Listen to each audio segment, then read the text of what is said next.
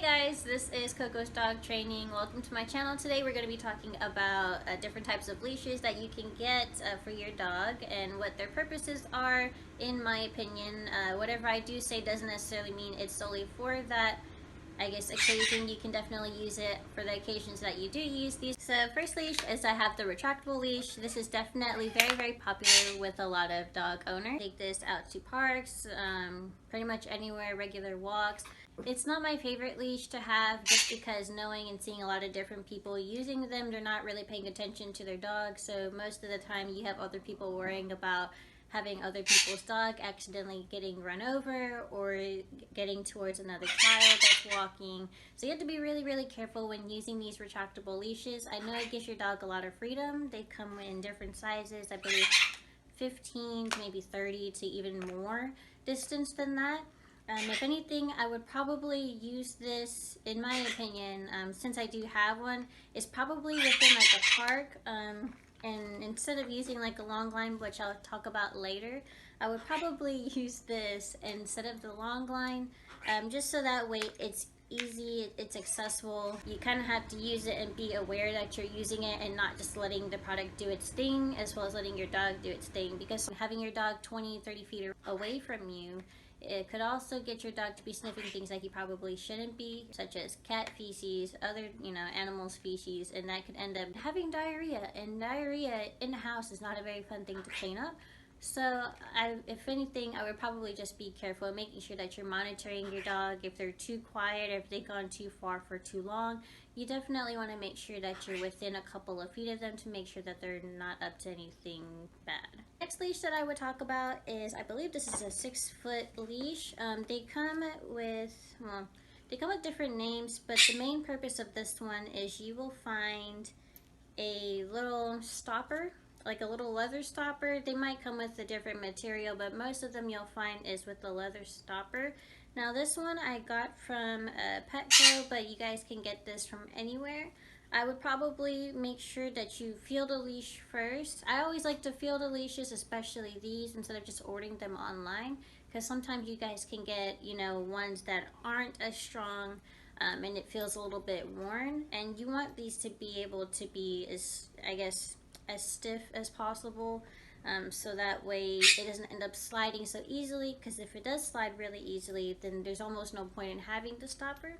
So what it does is we will, and this one also has a lock too. You don't really find these in a lot of them, but it's just like an extra thing.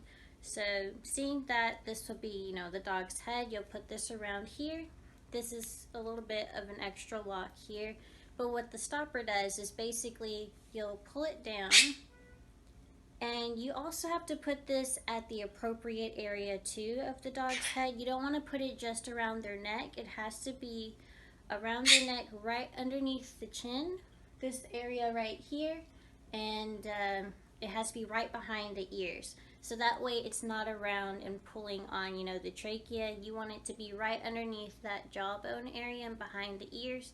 So that way you're not damaging the trachea area, and that's really important. This one is the traditional long line. You can make this at home and not pay $40 for an extremely long leash that you probably won't, use the whole time. Or you can just get one, use coupons and stuff. So I think everybody should have at least one long line, so that way you can go ahead and practice doing different things like sits, downs, stays, outside, in an outside environment instead of inside the house. A lot of times people, they think that once they teach their dog how to do something, they'll know how to do it everywhere, and that is not the case. The outside, there's going to be lots of distractions as well too, and you want to be able to practice with them outside in a different environment, as well as increasing distance, because most of the time when they're outside, they're probably a little bit further away from you, especially like at the park, for an example. You might get a couple of looks at you and people laughing at you, because it does look ridiculous to be carrying around a really large leash. Which is why I recommend getting like the Flexi retractable leash. It doesn't have to be Flexi brand, as long as it's safe and you're making sure that it's not going to lock up on you, break or not stop, because that's another, I guess, risk you can say when it comes to these. But this, at least you have the whole leash inside the device, and you only have to carry this instead of carrying this whole mess right here and trying to get your dog to.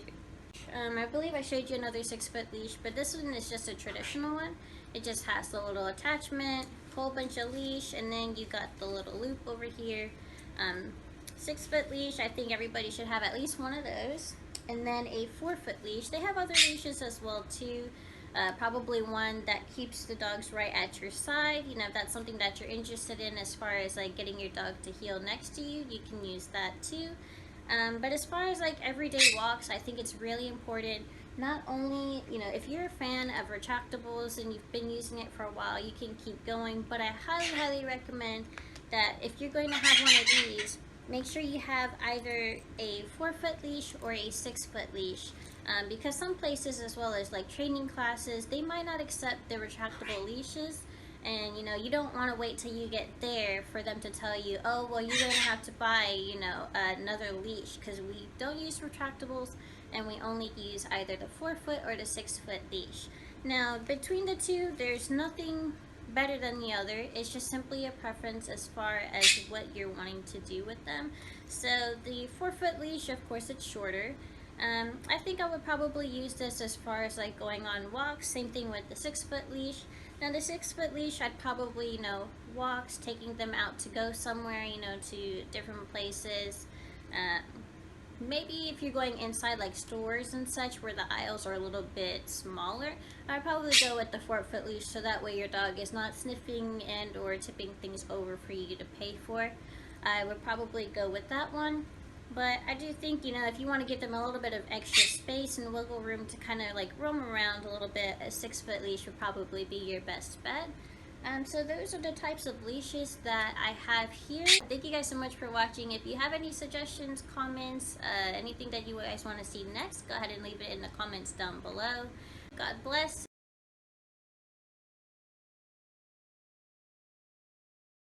My name is not important right now, apparently. What do you call it nowadays? Description? Description. I almost said Dropbox. What is that? It's okay. Yeah. Alright, it's okay. Why is this so chaotic, man? It's supposed to be a professional-ish type of video. Yeah, maybe I should just do a voiceover. I think that would probably be better. Stream Stay Gold by BTS. Have a great day.